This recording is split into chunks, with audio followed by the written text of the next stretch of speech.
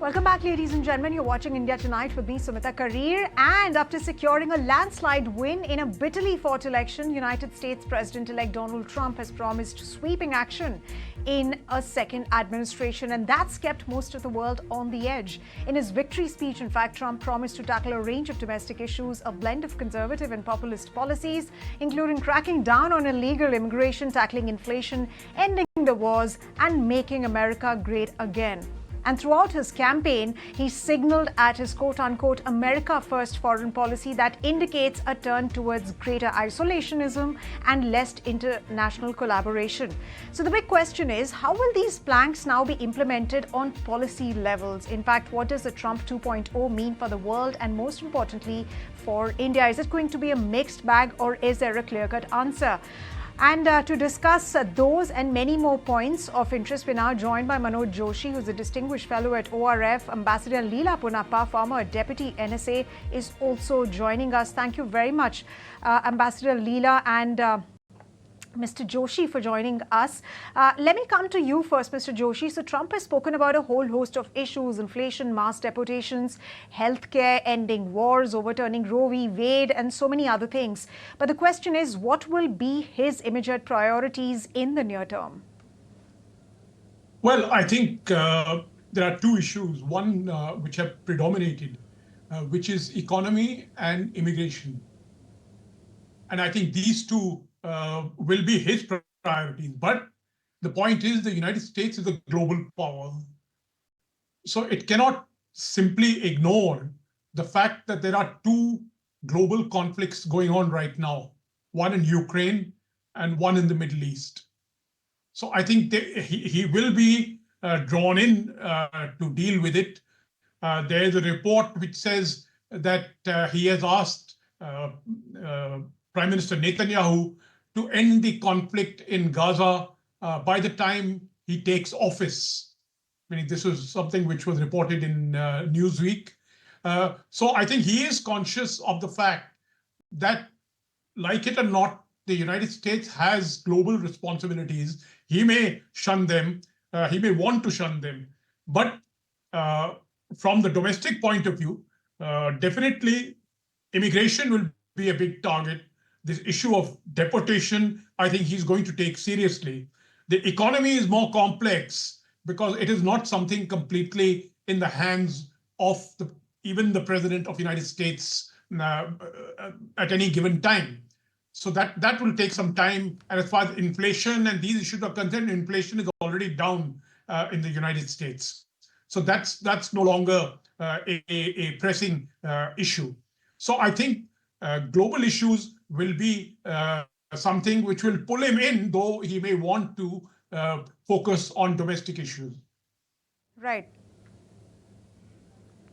Right, absolutely, Mr. Joshi. When you talk about the economy, we are, of course, awaiting Fed's decision. There's already been a first rate cut. Of course, there are expectations that there's going to be a 25 bips rate cut. So that does not really get impacted, at least till January, which is when he assumes office. Let me come to you, Ambassador Ponappa, on the very important point of illegal immigration. He's maintained that he wants to deport, and there's going to be large-scale deportation. In fact, if I may say, his entire career has been centered around this theme of mass deportations, for instance. How much of an irritant do you think that's going to be as so far as India-US ties are concerned? Well, I think there are going to be two tracks. There will be some areas which will need to be handled carefully because it's not quite as simple and easy as it seems. Obviously, illegal immigration is one of them because going by the numbers of people who have entered the US illegally, there is an increasing number of Indians. But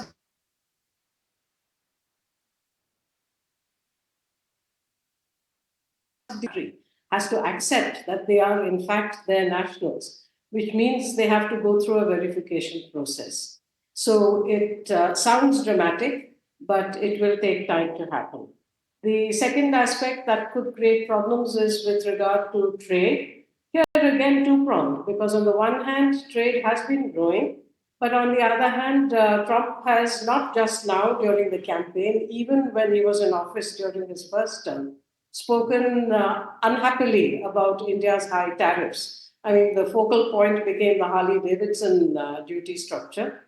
But I think largely he has felt that Right, Ambassador India's Ponappa. unnecessarily high. Right. Ambassador Ponappa, we'll come to that point about tariffs in just a bit, but let's first keep addressing this question of illegal immigration, because Mr. Joshi, as you've also pointed out, this is going to be one of the priorities that he's going to be immediately looking at. However, there are questions on how could that happen? How could deporting 11 million people, how will that happen? Who really pays for that? And implementing that, does that really mean that he separates families? What do you really foresee? You want me to respond? Yes, Mr. Joshi. Yeah, well, I think, it's an unprecedented claim, meaning a country like the United States, the land of the free, has to get these people, and there will be legal challenges all through. Some of these are families, some of them are people who are legal American citizens. So it's not an easy issue, but nevertheless, smaller numbers, meaning you can get token numbers of immigrants. Recently, that a flight landed in India with deportees from the US. What are they, 160, 200 of them were deported. So yes, he can begin the process and convince people that he's going to carry on in it. But there are lots of issues there. One is that within the US itself, many of these immigrants, undocumented immigrants, play a very vital role in the American economy. They take all the lower tier jobs, etc. And so it's a move to sequester them or to put them in detention camps or something like that would create economic chaos within the US. So I don't see exactly how that plays out. But as I said, my own view is that I think he will start with tokenism. They will start, but you will definitely have deportation. You will definitely have changes in rules. For example, the border may be sealed with Mexico. Visa rules will change, which will definitely affect us.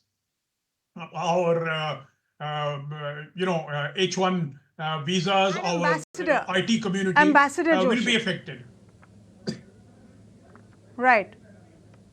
Right, and Ambassador Joshi, India, in fact, MEA just today was mentioning that, India does not really encourage illegal immigration. India is known as a nation of skilled workforce, and we would like to encourage that more and more, although India is maintaining that. But when you talk of deportations, in fact, Indians account for one of the larger groups so far as illegal immigration to the United States is concerned, whether via the Mexico border or the Canada border. Let me also quote some figures here. In the year 23-24, US deported over 1,100 Indians through chartered and commercial flights. And then in October 2022, this year itself, around 100 Indians were deported. The DHS, the Department of Homeland Security, removed over 160,000 individuals. And of course, Indians were part of that. Between October 23 to September 24, the United States Customs and Border Patrol has found over 90,000 Indians that were attempting to enter the United States territory illegally. So the question is, how is India looking to deal with that, even though Donald Trump has stated that India is a friend and Prime Minister Modi is a great friend of his. He is a fan of his policies, etc., his persona. But how will India be dealing with that? Because it doesn't really put India in a good light. If Ambassador Ponappa, if you could answer that. Yes. There's no question that the government of India absolutely does not condone illegal immigration, either into India or out of India. At the same time, I think the way people behave, and here I do believe you go through history, immigration is one of those things where you find populations behaving like liquids. They find their own level. They find ways to get to where they want to go. And it's a subject that many countries have tried to grapple with, not with great success. As Manoj pointed out, yes, you can have a token flight that brings back perhaps 100 plus illegals. Visa rules relate to people who wish to get to the United States legally. So that's a separate issue. But in terms of the illegals, I think as long as there are loopholes, and there is no country that I know of that has successfully managed to stem illegal immigration, this is something that they will have to continue to deal with. Whether they are successful in doing the mass level of deportation that they have in mind, I seriously doubt, because there would be a host of legal complications. But we'll have to see how this pans out. This is very clearly something that will evolve as the administration settles down and gets its own people into office. Illegal immigration को हमको बढ़ावा नहीं देना है. हम चाहते हैं कि लीगल तौर पे हमारे लोग बाहर जाएं. भारत को एक स्किल कैपिटल के रूप में आज जाना जाता है, देखा जा रहा है. ऐसे समय में हम चाहते हैं कि और नए नए रास्ते हमारे लोगों के लिए खुले. इससे सिर्फ हमारे लोग को बाहर में अवसर नहीं मिल रहा है, उसके अलावे आप जो हमारा गठजोड़ है व्यवसाय को लेके, तकनीकी को लेके, इनोवेशन को लेके, वो भी मजबूत होता है हमारे. And we want to see how best we can promote legal migration from our country. All right, so that's India's stance so far as illegal immigration is concerned. India, of course, stating that it does not really encourage illegal immigration into the United States. Let me come to you, Mr. Joshi, and let's talk about the tariff point that you were mentioning. And of course, ma'am was also mentioning, whether or not he will impose tariffs is not really the question, but to what extent. He's spoken that he will slap 100% tariffs on China and, of course, retaliatory tariffs on India and other economies as well, because no economy, he said, that should grow at the cost of the US economy. In fact, just yesterday also he was stating that United States is the greatest country on earth, and of course he wants to continue building that, making America great again. But Mr. Joshi, when he slaps tariffs, there is definitely a fear of a global trade war emanating, and when that helps, the world slows down. Can the US at this point really grow at the cost of a slowing world? I don't think so. I think the first thing that will happen, what he has said is, he's going to slap 10 to 20% tariffs on all countries. And China will be 100%, maybe even 1,000%. But the thing is, who pays for this? When you import something into the US from China and a tariff of 100% is imposed, and then it is bought by a US national, more often than not, the tariff, the cost is passed on to the consumer. So what you're going to have is inflation, meaning this is exactly what why Trump got elected. Inflation was a major factor for his election. And now he's proposing something which could trigger even greater inflation. So I think, and there are serious doubts as to whether you can actually recreate the United States of the 1950s and 1960s, which were the great industrial power. He thinks that by these tariffs, he will encourage US industry, US manufacturers. It's not that simple. We are realizing it. India started this PIL system, to try to encourage Indian industry. But we are not finding the going easy. So I don't see you can do it in a narrow strategic area like semiconductors, which the US is trying to do. Even there, it is finding it difficult. It's not easy going in recreating semiconductor industry in the United States anymore. The United States has certain specializations, particularly design of chips. But for the US to actually want to manufacture it is to take the clock backwards. And I suspect that's the same thing in a host of other areas.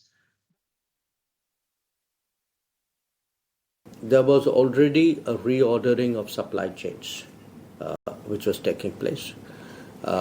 It is very likely that in view of the election results yesterday in the US, that this would accelerate. I'd be very candid with you. I mean, some of it would certainly be somewhat disruptive, but we in India perceive it as an opportunity. course, so the entire world is on the edge, thinking about the kind of policies that Donald Trump could be looking at implementing, including, how China +1 is going to turn out for India. One final comment from you, ma'am. And this is, of course, on the point of EVs, because Donald Trump for months has denigrated electric vehicles and, of course, has said that EV supporters should rot in hell and that assisting the nascent industry is lunacy. However, his stance has somewhat shifted and he says that, I'm all for electric cars and that's because of Elon Musk. Now, I have two questions here. A, how aggressive is Trump likely to be so far as penetrating into this EV segment is concerned? Because there is competition coming in from China as well. India also is trying to, attract manufacturers, is going to be looking at an EV hub. Second point to this question is that since Elon Musk is a great friend of Donald Trump, who claims to be a friend of India as well, does this mean that Elon could be now looking at manufacturing in India to counter that entire China factor and Chinese companies from manufacturing EVs? Could India and the United States really look at synergies in this space? You're going to have to give me a little time to address this, because I think points regarding the economy and manufacturing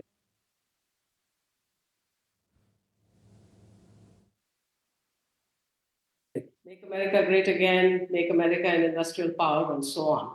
And then there is the actual action of motivating trade and industry to make the investments, not just financial, but in terms of technology, in terms of human resources, in terms of commitment to a certain progression of economic growth. Now, US companies are driven, and I think that's infected many countries, including us, by quarterly returns. So if something happens within 3 months or 4 months, that affects their standing in the stock market, which is, of course, what major investors look at. But going back, if you even go back to approximately the 1970s or 80s, there were electronic items being manufactured in the US of good quality. But Japan at that time was considered the great economic threat because they were doing things at a much lower price. So if you take a look at this Project 2025 document, which in a way spells out what the Republican agenda is. I'm not saying it's necessarily the Trump agenda. He denied having anything to do with it. But the fact is that you had Republican think tanks put their heads together over several years and cover all major areas of interest to America, including trade and industry. Industrial policy is something they talk about. Nothing new. American companies tried it when Japan was seen as the electronic threat. And IBM and Texas Instruments and so on got together, but they could not quite cohere into developing an industrial policy. So the challenge really, I would say, for the Trump administration is to be able to regenerate America as a manufacturing country and not just as an importing one. Now, Japan was clever about it in the sense of, again, in the 1980s, they started building cars in America. Linked to this, and I come here to your EV question and China, is that throughout this 2025 document, which, as I said, is in effect a kind of manifesto, it is a question of how to decouple from China. And that would mean a medium to long-term plan, which will require political and economic consensus within the United States to perhaps abjure short-term gains for purposes of long-term national capabilities. Right, ma'am. And eventually, of course, the world is watching with bated breath whether Donald Trump can actually afford protectionist policies in today's world. On that note, thank you very much, Ambassador Ponappa, and of course, Mr. Joshi, for joining us this evening on ET Now. Ladies and gentlemen, time for a quick break. We come back with lots more. Don't go anywhere. Stay tuned.